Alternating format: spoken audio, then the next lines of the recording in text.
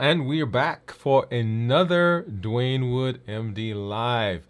Man, sugar. You can't have a conversation about chronic disease without sugar coming into the conversation. You can't talk about metabolic syndrome without sugar coming into the conversation. Of course, you can't have a conversation about diabetes without sugar coming into the conversation.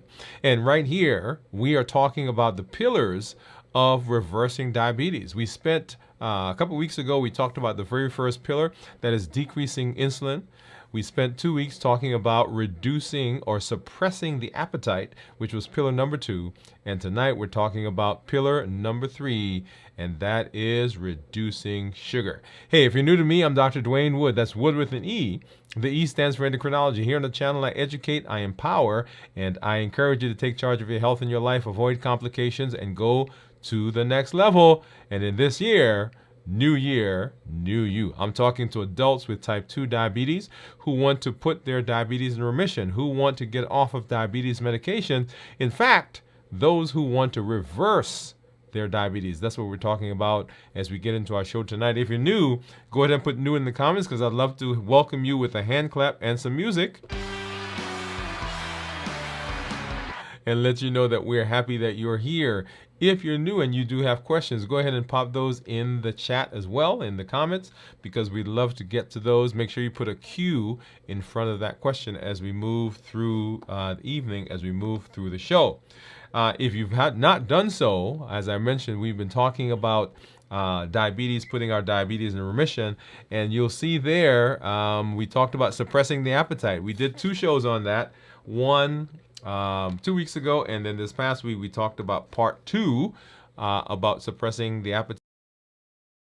Sure that you are getting over there and you are looking at those.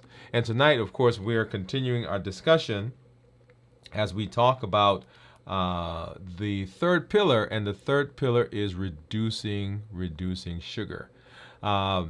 The last couple of weeks or last couple of days, you may have heard me, and actually the last couple of weeks, as I started saying, you've heard me talk about something significant that's happening here on the channel, and that is we are celebrating 4 years. We're celebrating our 4-year anniversary, and we're going to mark that by having a 24-hour stream that is on the 16th. That's this coming Friday. We're going to be streaming for 24 hours. And you want to be sure that you are there. We're going to have some folks who are going to send in some messages to us to help us celebrate. You want to be there. We're going to recast some of our old shows, some other commentary. It's going to be a fun time, and it's an amazing feat to be here for 4 years, to be engaged with you, and to have you come through, and all of the benefits that we're seeing from our clients, from those of you who are viewing. We have continued to grow, and we are just now shy of 4,000 subscribers. In fact, let's see, what's our number? We are 3,848 subscribers. We've had 12,200 views over the last 28 days. 747 watch hours over the last 28 days, and we've had 109 new subscribers over the last 28 days. That's just the last 28 days. And if you think back to when we first started with that very first person who subscribed, I'm excited to be in the space, excited to be able to come to you and share with you. And we're going to spend some time celebrating here coming on the 16th. As we always do, also this month we're having our community meetup, our New Year, New You community meetup that we have on the 4th Thursday of every month, and that's coming up here on the 22nd. It's going to be the same link that we've used in the past, so make sure that you get there and you're participating in it. Remember what we do: we educate, we empower, we encourage, and that is a huge part of the community that you are a part of right now. Okay? All right.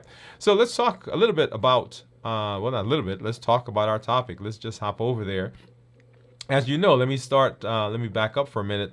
As you know, I usually have my glucose meter and my monitors that you can see my blood sugars. Tonight, I realized, and you know, guys, I've been away camping, and I realized that my glucose meters, the ones that I usually use, are actually on the bus on the way back from camping.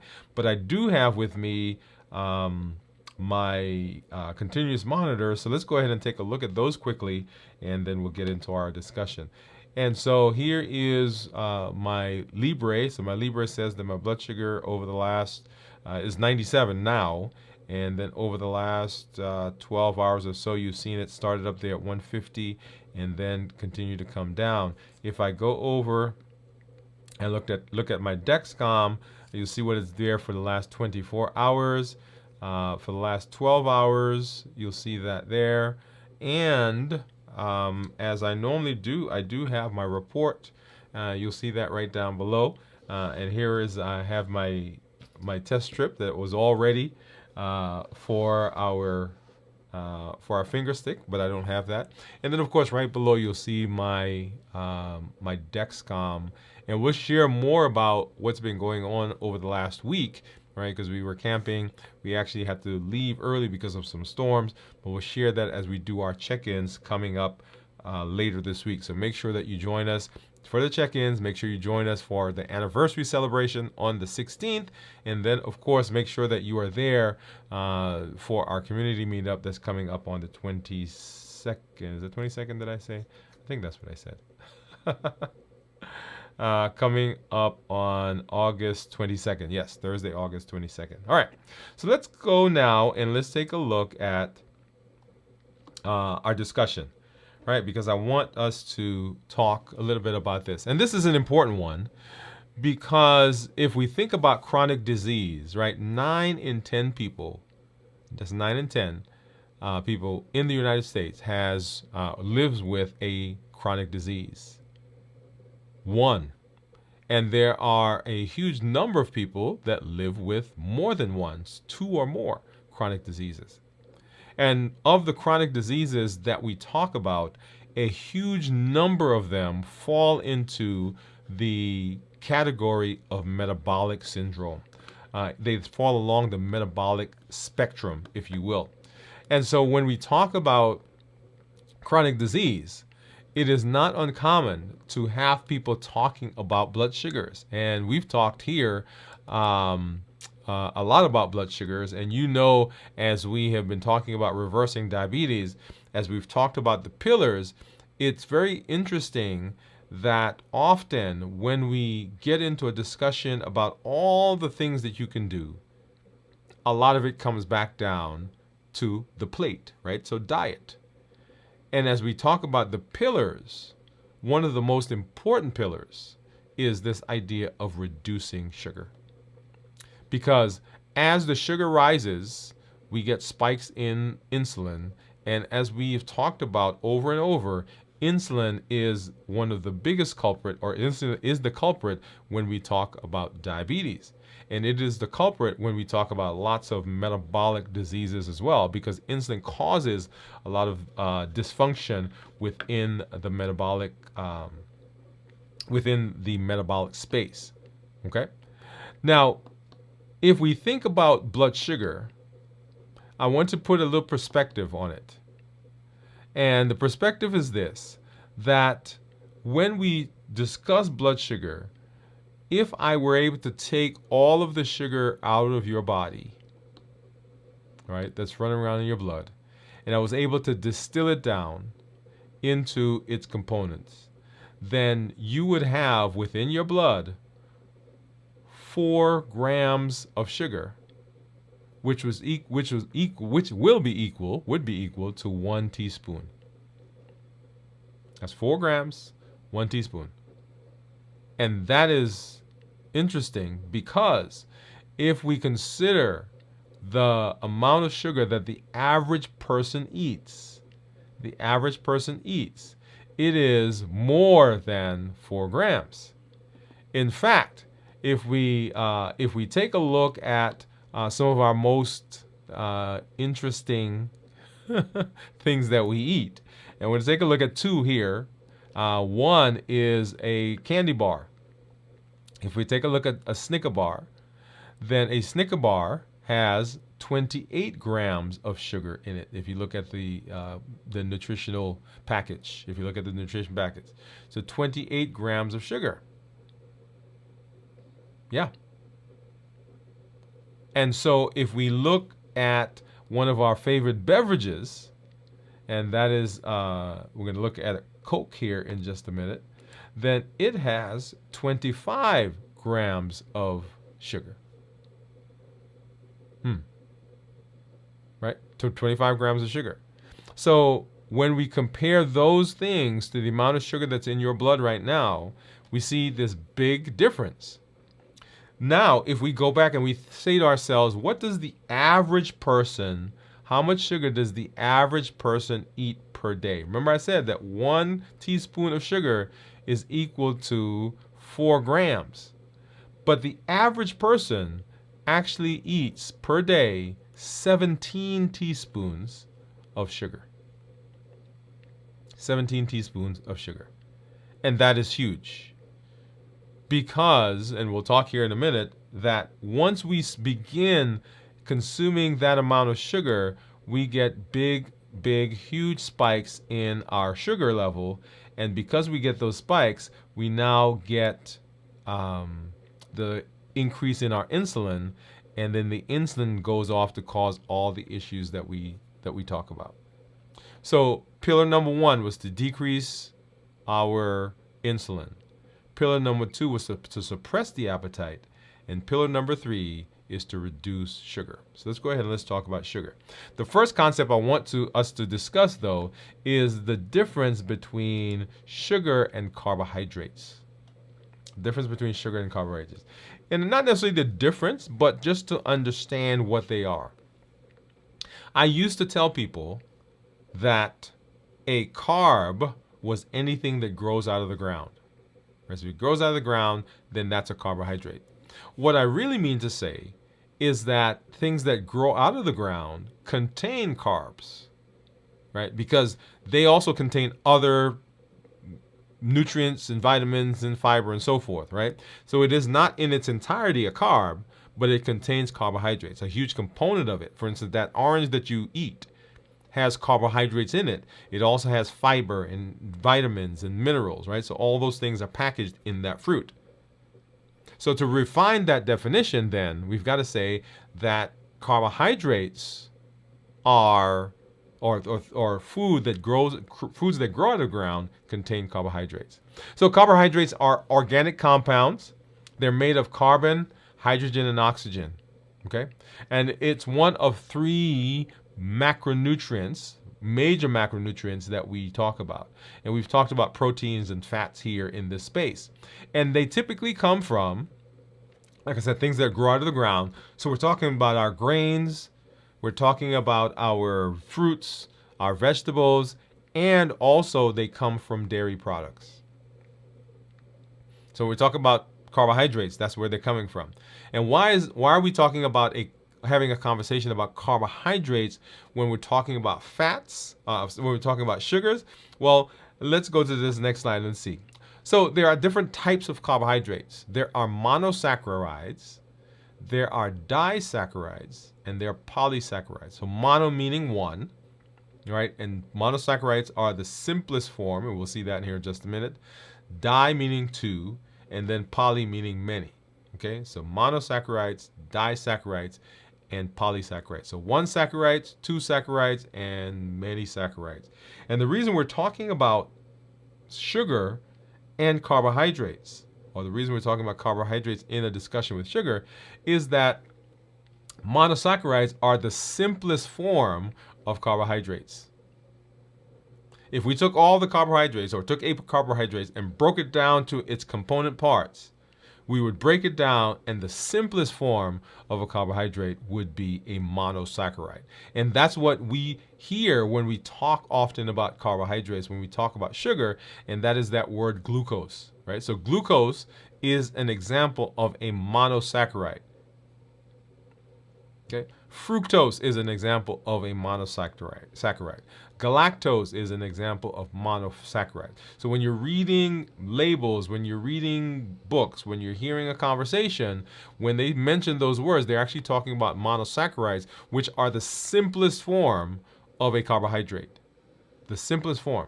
They are the building blocks for more complex carbohydrates. So when you hear someone talk about starch or glycogen, all that is a bunch of monosaccharides that have been combined, and now they form a more complex structure.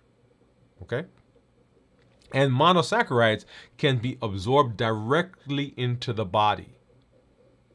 That is the point. That's the key, right, to our part of the conversation we're going to have.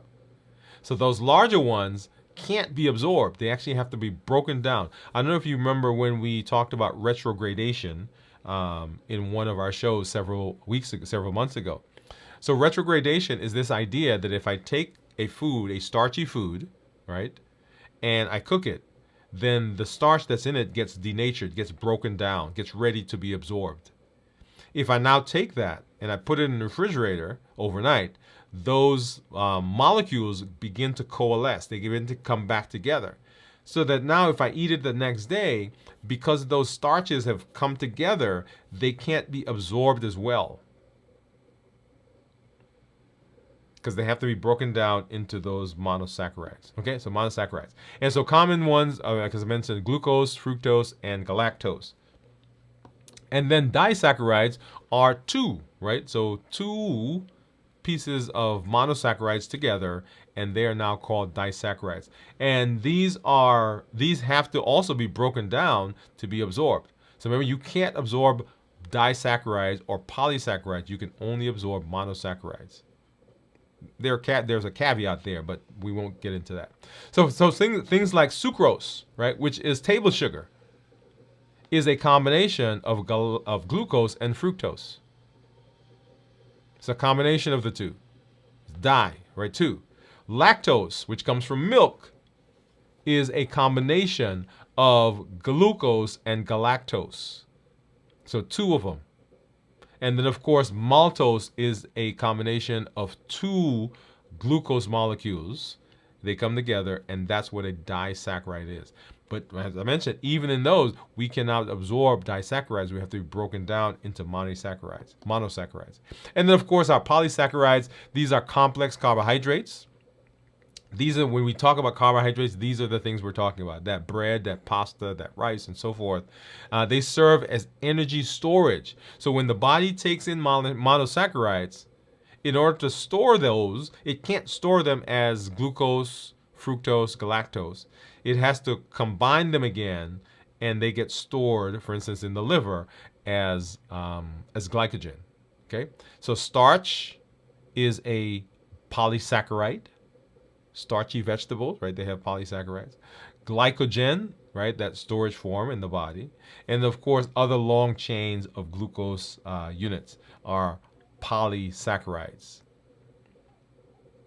And it's important to understand those because you will see them in foods, you will have discussions about them, and even as we talk tonight, you'll hear me mention those, and so you want to be sure that that you understand. So monosaccharides are the simplest forms. Disaccharides are combinations of monosaccharides, and of course polysaccharides is just a big chain of monosaccharides. So what happens when we eat? When we eat, the body takes the carbohydrates, and in the mouth, there is this thing called salivary amylase. And we've mentioned this before in one of our other shows. So salivary amylase is an enzyme that as soon as you put something in your mouth, a carbohydrate, it begins to chop it up. It begins to break it down. If you remember when we used vinegar, vinegar inhibits the process of that breakdown. Okay? Yeah, remember? Right. So anyway, so salivary amylase, you put it in your mouth, you eat some carb, and salivary amylase begins breaking that down, getting it ready for absorption. And then you swallow it, and the pancreatic amylase comes out, and pancreatic amylase divides it, breaks it down into disaccharides. So we go from a poly, so that many, it breaks it down into those disaccharides. But remember, we still can't absorb disaccharides. And then the brush border, the part of the GI tract, breaks those disaccharides down. And I won't mention those names. Oh, you won't have to remember those. These are things like maltose and lactose, right? They break down the disaccharides into the monosaccharides, and then our body can absorb them. And the body absorbs those monosaccharides into the bloodstream. And when it gets into the bloodstream, then, of course, that's when things begin. So let's go back and let's talk about that brush border. So those maltose and lactose and all of those enzymes that are there, that's why people can develop what? They can develop lactose intolerance, for example, because they're missing or there's deficiency in the enzymes that are in the GI tract. And so they eat something or drink something that has lactose or is broken down into lactose, but because the lactase actually is missing, then it can't break the lactose down. That's the sugar form. And so they begin having issues because there's that sugar now that's traveling through their GI tract. And so that's where the idea of lactose intolerance comes from. Okay, all right. And then let me pause here for just a sec because I see one of our community members hopping in. Hey Teresa. Teresa say, hey doctor and everyone, is this really you? She says, is this really you? And it is really me. Teresa, you're talking about our pre-recorded shows. Yes, this is really me now, right here in person and live and in person. Is that what they say? Live and in person. Yes, right. I'm here. So glad that I could be here with you guys. All right. So thank you for coming out. And I was actually out visiting. We took a trip down to Gillette, Wyoming. That's where our camping trip was. And I passed through Nebraska.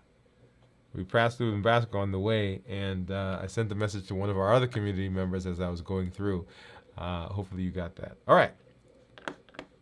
She said, Teresa says, hooray.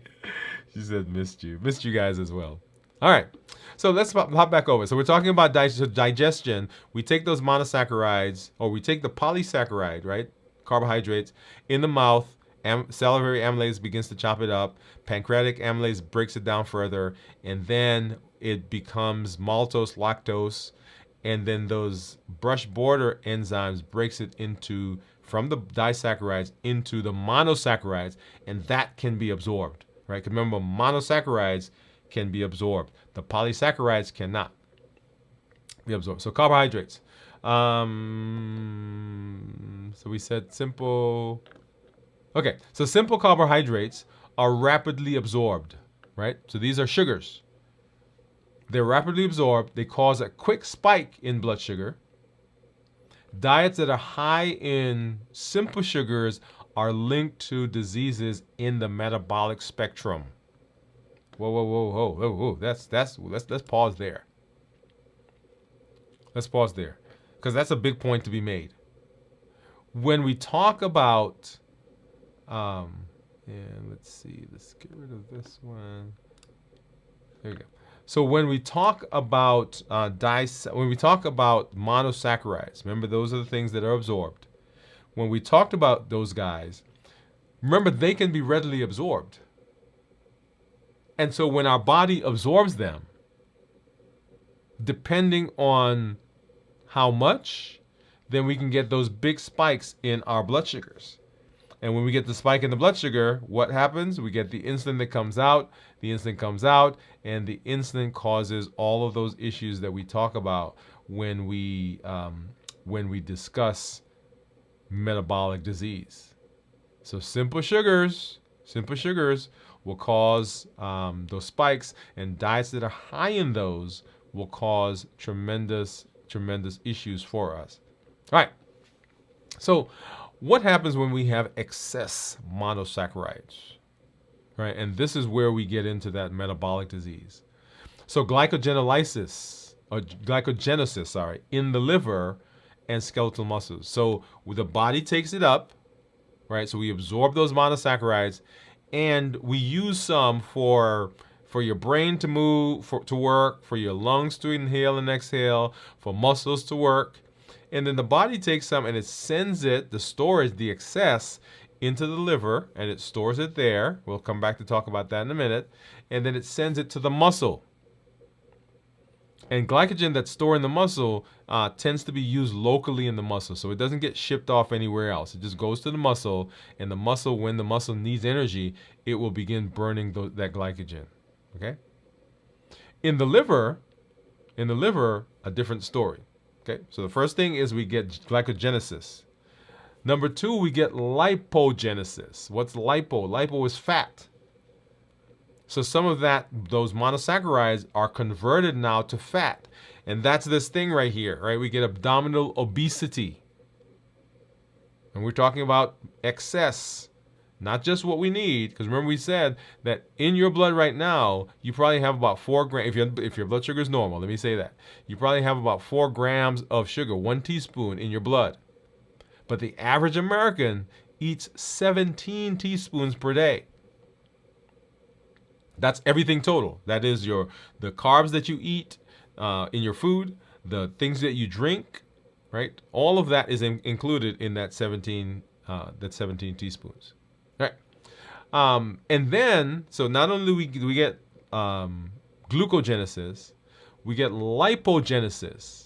And if the amount that you take in exceeds the ability of the liver to store it and of the muscles to store it, then now we get hyperglycemia. That's elevated blood sugar. Notice what happened. We ate, the body broke it down into the monosaccharides, we absorbed it, and now the monosaccharides are in your blood and they're getting ready to do all the things that they need to do. Run your heart and your liver and your lungs and so forth. And then it stores some of it if we have excess. We store some of it in the liver, we store some of it in the muscles. If there's excess, the excess has to go somewhere. One of the places it goes is causing high blood sugar, hyperglycemia. And then it shuttles it, right, into cells, or into, converts it into free fatty acids or triglycerides, right? And now we get high cholesterol. Yes? It goes into vessels, and now we've got fatty infiltrates. Cholesterol infiltrates in our vessels, now predisposing us to cardiovascular disease. If the liver gets full, the liver says, hey, I can't take any more. So now it begins packaging that, and it forms it into fat, like we just talked about. And that fat now can get stored in the liver, and now we have fatty liver. Right? Notice the progression. And that all now leads to this idea of metabolic syndrome. Metabolic syndrome. And what is the metabolic syndrome other than, and these are the components, abdominal obesity, high blood pressure, impaired glucose, high triglyceride levels, and low HDL. All the things that we've just talked about. All those are components of metabolic syndrome. So when we're talking about excess in terms of our glucose, we're not talking about simple, oh, we have just a little bit excess of sugar. We're talking about significant impairment in the body's ability to function. And so as a result of that, we begin developing diseases that are in that metabolic spectrum. And this actually is the idea, and you've probably heard me say it before. If not, let me say it again, that when we talk about diseases in the modern time, when we talk about diseases in this era, we are, for the most part, talking about diseases that fall into what we call the lifestyle spectrum. What does that mean? If you go back years ago, people had morbidity and people had mortality from diseases that came from infection or from trauma. So they got an infection and we didn't have the correct antibiotic, we didn't have the correct treatment, and so as a result of that, they had complications, and they may have died. They had morbidity or residuals from that. As we move into the era now, we're seeing that more and more our disease, I should say more and more, but a huge part of our disease, those chronic diseases that I talked about, 1 in 10 people, or 9 in 10 people, those are diseases of lifestyle. And when we talk about lifestyle, other than exercise and sleep and stress, a lot of it has to do with food. And the place where we're having the issue is with this idea of sugar. So reducing sugar when we reduce sugar, it goes a long way in improving those metabolic diseases, those metabolic things that we see as it comes to when it relates to our health and our wellness. And you recall that I said that in addition to diabetes, because diabetes is the prototypic metabolic disease, in addition to diabetes, we are talking about hypertension, hyperlipidemia, coronary artery disease, polycystic ovarian syndrome, obesity, non-alcoholic fatty liver disease, and on and on and on and on. Okay, so we're not just talking about diabetes, although it's the prototypic disease, but all of those other diseases will get improvements as well. And great place for me to pause for just a minute and say hello to Steve, another one of our community members. Hey, Steve, how you doing, man? Glad to be here. He said, glad we're back. I'm glad to be back as well. Glad to be in this space with you guys. I thought about you guys as I was away, and hopefully you guys had a good time with the content that we put together for you. All right, but yes, glad to be back in this space. So let's go back and let's talk again. So remember, decrease insulin, suppress appetite, and reduce sugar. So insulin is the culprit, and the appetite is the vehicle that brings the sugar, which is the stimulant. I want you to see that progression, right? So it is the 3 pillars are all connected. They're interconnected. Remember, the insulin is causing the damage. The insulin is the thing that we want to truly, truly get rid of. But what causes that, right? A lot of it has to do with sugar. And sugar from any source, whether it's that you consume it, or it comes because you are stressed, or you're not sleeping, or any kind of the cortisol effects. You guys remember that when we did the show last week, in one of the check-ins, we talked about damn sick, diet, activity, medication, sleep, inflammation, and cortisol effects, right? So sugar comes from wherever. It doesn't matter where the sugar comes from. It will cause a spike in the insulin.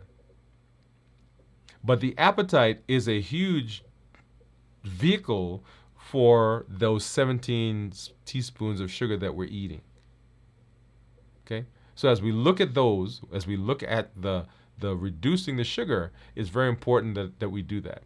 And this is really just setting the basis for conversation that we're going to have over the next several weeks as we talk about the ability of sugar to short circuit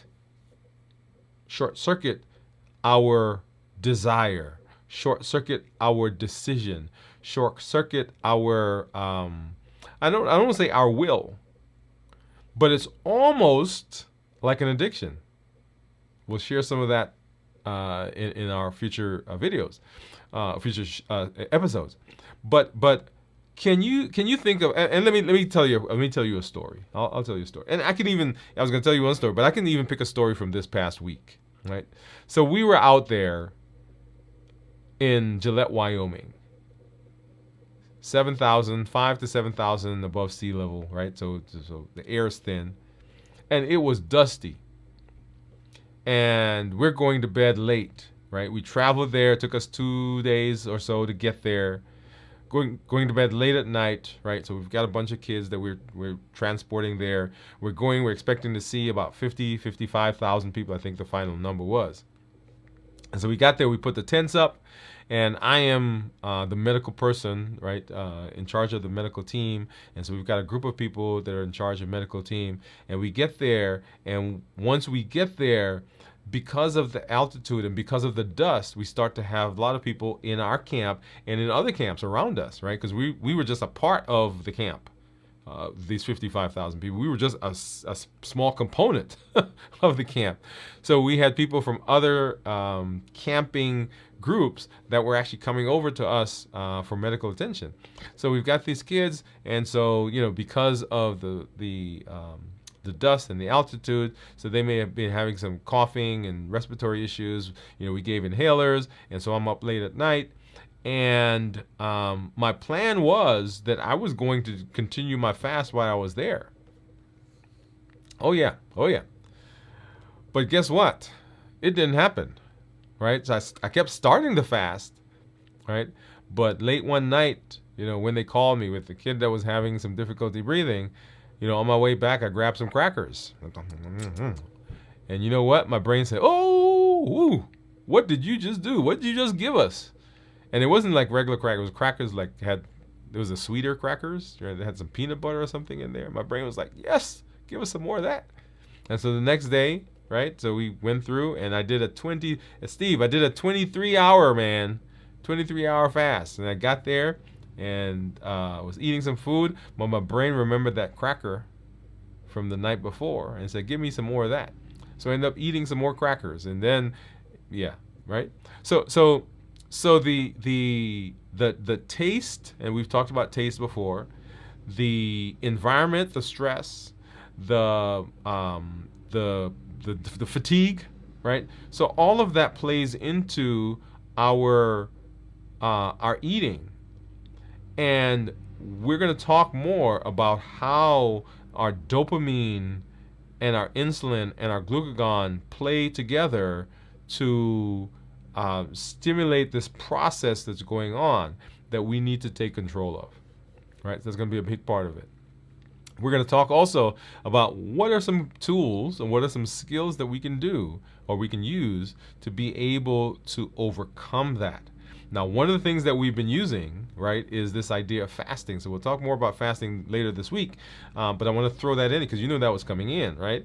Because the ability to fast blunts this or short circuits the sugar that comes in, right? Because what we're doing is we're retraining our taste buds. Because during the fasting period, we're not putting anything in, and so that decreases the insulin. Decreasing the insulin decreases the appetite, and then we're already not putting anything in, so now we've suppressed our sugar. Okay, you see that? You see that cascade? But that's how that works. But suppressing the sugar, reducing sugar, pillar number 3 in our process of reversing our diabetes, and it is a huge one. So we're going to spend several weeks coming and talking about different components of this. We did a Sugar Busters challenge several weeks ago. Was it 2 years ago, I think.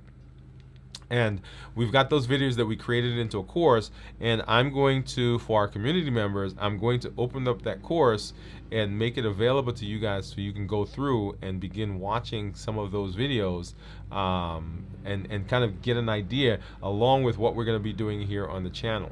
Okay, this is a little workbook that I've put together for you to begin walking through. We're going to open up some of the modules in that course so that you can begin watching those. Okay? All right. And Teresa's laughing. Teresa, she's laughing at the brain. Yeah. I'm telling you, the brain is something else. We ended up having to leave early, as I mentioned before, because we had some storms. We had a storm. We actually had to go take shelter. And that one was pretty hefty. Lots of scared people. And then we had another one that we were getting ready to take shelter, but it blew over. But the thing that finally ended the camp early was that another storm was getting ready to come through, and they said that this one was going to be worse than the one we had 2 nights before. And so the higher ups decided, hey, we've got 55,000 people here, we can't chance that, and so we ended the camp early and began coming home. But as someone who likes camping, I had an amazing time. Now it was like real camping, y'all. This was not, as they say, glamping. This was intense with rain, cold, waking up in the morning and having to dry out part of the tent. Now, in the tent, there wasn't a lot of water, but around the tent, and anyway, that's a whole nother conversation. But, and I apologize, I think you may hear this is the guy outside doing our lawn, but being able to reduce our sugar is going to play a big part in what we do here in reversing our diabetes. All right, so let's go ahead, let's take a look at blood sugars, right? Because that's important as well, because it does go to some of what we're talking about here tonight. And here's my average blood sugar over the last 2 weeks, right? 146. If we go back to my 90-day, you'll see it was 116, with being in target 86% of the time, with a glucose management indicator of 6.1. And this last week, let me go back and let's do this. So this last week, you'll see that, well, let's do 30 days. Yeah. So if we look at this last week, you'll see that these last 2 weeks really popped that up. Okay. If we go and we look at the daily report,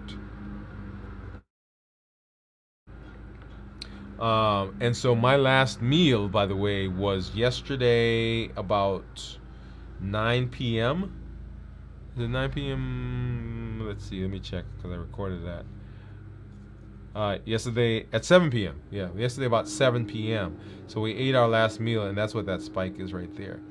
And then over the course of the next, until now, right? So last night, so we're about 24 hours now, and you'll see that we went from 100 and, well, this one was 206, 194, and then down now to 100. We dipped earlier today down to 90, up to 94. If I go back and take a look at previous days, right, and you'll see here are my fasting attempts, right? So come into the day, blood sugar is going down, down, down, down, down. And here, I don't know, maybe I got woken up to come take care of someone, and blood sugar went up, right? So that was Sunday. And here, look at this day, right? So this day, I think I pretty much ate for most of the day. This was Saturday. And we were actually traveling back home by this time, I think. And we got up to, yeah, up to about 3:20. And we were in the car, and my wife said, "Why is your monitor going off?" And I said, it went up. I think it started going off right around here, right around 200. And then boom, boom, boom, boom, boom. You see that big spike. And previous days, right? So once again, this is my fasting attempt. And then, okay, let's eat. Boom, boom, boom, boom. Going back to, and prior to that, my Dexcom actually expired, so I actually had to have my wife bring one to me. So she came out afterwards and she brought one to me, and then we put it up here. But let me do something else really quickly. Let me pull up.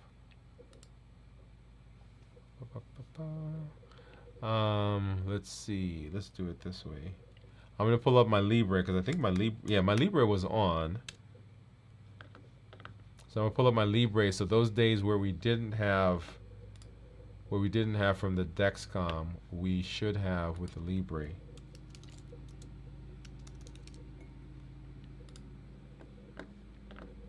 All right, here we are. All right, so let's go back over here. All right, so here's my Libre coming up, and what I want to do is take a look at those daily patterns.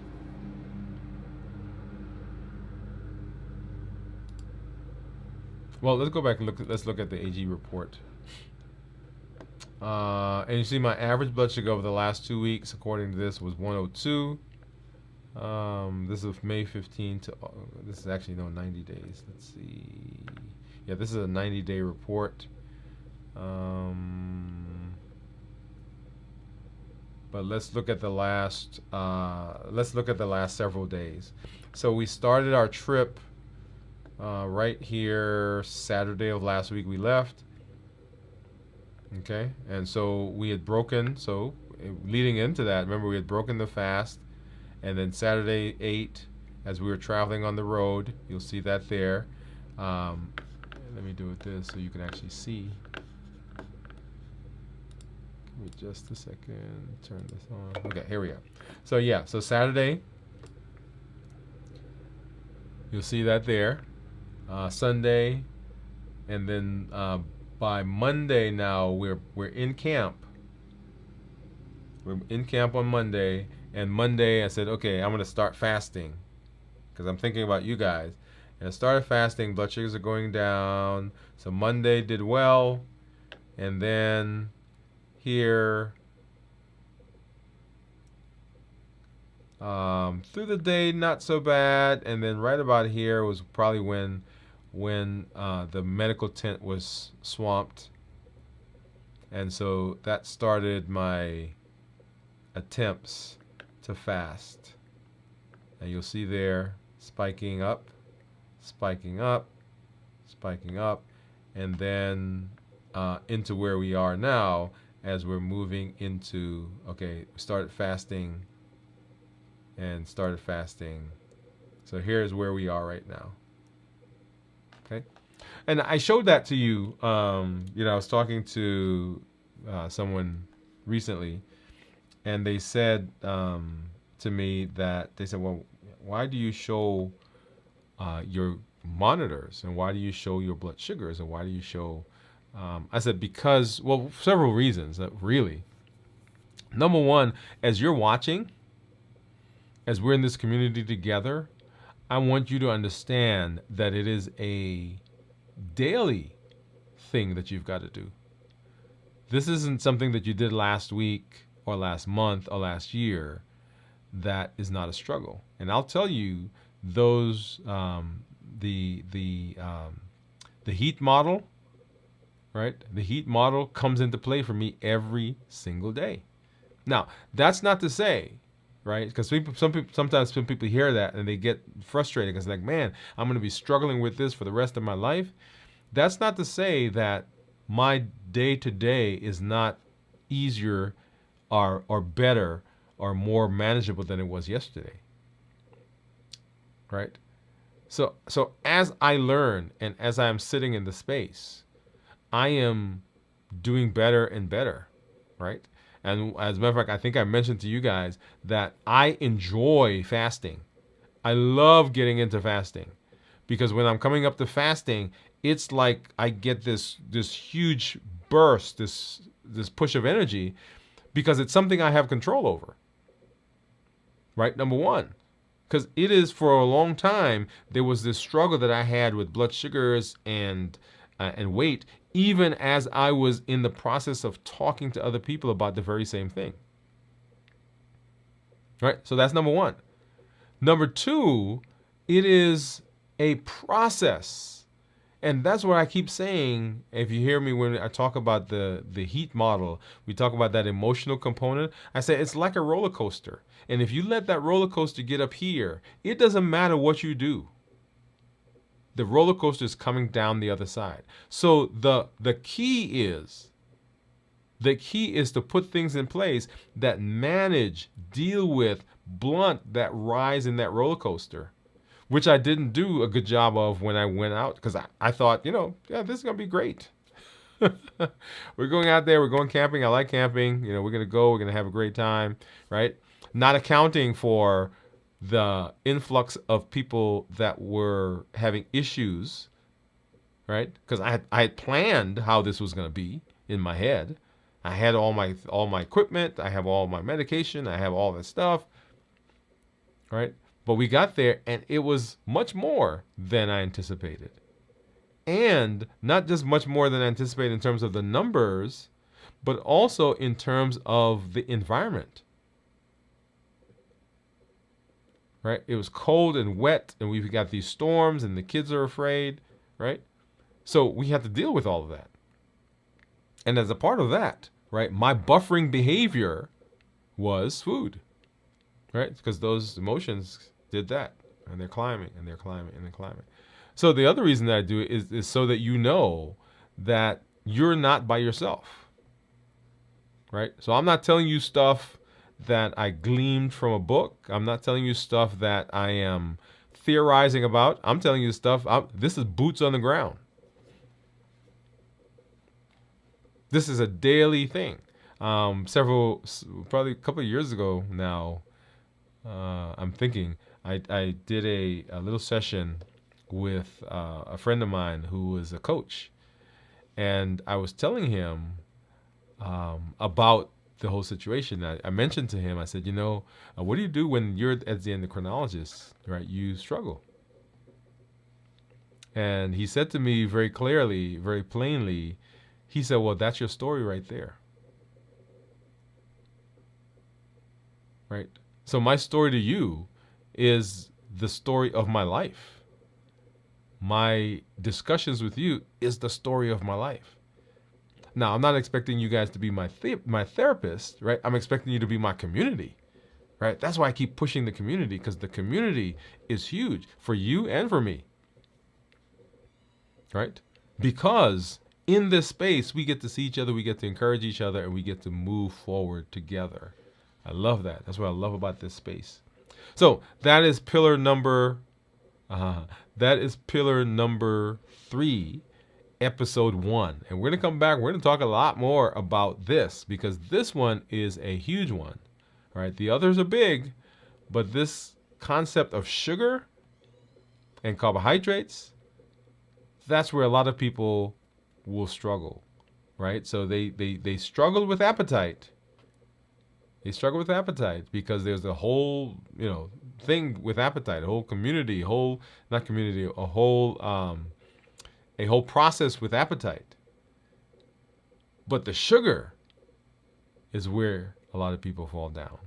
Sugar, and when I say sugar, I'm including carbs, because remember, the sugars that we talk about are simply simplified versions of the carbohydrates. Right? We talk about sugar, we're talking about the smallest monosaccharide component, but they are created from breaking down those bigger, more complex carbohydrates. Okay? Awesome. All right. So so I've mentioned to you that later on this week, on the 16th, we have our anniversary celebration. So we're going to be doing a 24-hour stream. And the stream is, we're looking back over the course of the past year and looking at several of the shows that we've done. We have some folks that have sent in some information, sent in kudos and congratulations. We're going to play those between the videos. Come on and celebrate that with us. On the 22nd of this month is our next community meetup. That we do that once a month. Make sure that you are there hanging out with us. Over the course of the next several days, we'll be doing our check-ins as we normally do, back into the saddle. We'll share with you my glucose meter and my Keto Mojo are on their way. They're supposed to be heading here in just a couple of hours, and we'll get those off and get them back into the swing of things. But as we move through our month, remember we do a challenge every month, and our challenge this month, as we're talking about sugar, is 1 week. I want you to pick 1 week, and for that week, no added sugar. That's right. For 1 week, pick a week. It could be, you can start it today, but for 1 week, no added sugar. And when I say added sugar, that means that you're not eating anything that has, when you're looking at your package, right, no added sugar. That doesn't mean no oranges or apples, but no applesauce with added sugar, no orange juice, okay? Right, those processed. And I guess I should refine that a little bit. How about, no added sugar and no processed sugar. Let me do it that way, okay?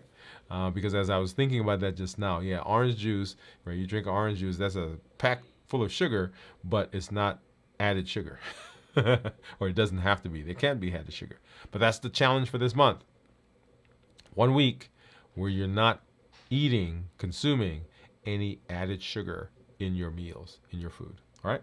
Okay, and then let's talk a little bit about the potential that you have. And remember that you have unlimited potential at your fingertips. You can do it. There is unlimited ability that you have to create and to be in the space of wellness. You can do it. We do it here by educating, empowering, and by encouraging, because that's what we do. We educate with the shows, with the blogs, with the podcast. We empower with the tools that we learn, and we encourage with the community that you are a part of. And we're just so happy that we have some amazing community members. Remember the HEAT model that tells us the triggers that push us in a direction of eating, right? As I just mentioned, habits, emotions, access, and taste. Those are the ones, right? Find out which one you have, which is the thing that pulls at you. And then, of course, our call to action is this: join our challenges. We just gave a challenge of decreasing or cutting out sugar, added sugar, for 1 week, right? That's a challenge for this month. We have had several challenges over the course of the year so far. Go back and see those on our show, on our channel, and join them. Also, when you come, tell your story. Where are you? Are you fasting? What successes have you had? Right? Is your A1C lower? Have you lost weight? Are you off of medication? Right? That would be great. And then share this with somebody. Invite a friend. Don't just let this be something that's on the shelf, on the counter, but join in and share it with someone. And then, of course, our pillars, as we've been going through. Number one, the pillar is decreasing our insulin, suppressing appetite. And of course, as we delve into the third pillar for reversing diabetes tonight, reduce your sugar. Reduce your sugar. Love it, love it, love it. As always, I'm happy to be here with you. Let's see. Steve said, did you say 22nd for community? Yes, the 22nd is the community meetup. That's the fourth Thursday. And we'll try to keep doing that the fourth Thursday of every month. It'll be the same link. So we'll get that out to you probably next week. I won't put it in if you still have it, great, but we'll put that out next week as well as we get into or get closer to that. But the fourth Thursday of the month is our community meetup. Awesome. All right. Well, guys and gals, glad to be here in this space with you. As I always say, this is Dr. Dwain Woode. That's Wood with an E. The E stands for endocrinology. Here on the channel, I educate, I empower, and I encourage you to take charge of your health and your life, avoid complications, and go to the next level. And in this year, new year, new you. Good night. We'll see you later this week for our check-ins. We'll see you on the 16th for our anniversary celebration, 24-hour stream. And then we will see you on Sunday for this week in review. Good night, everybody.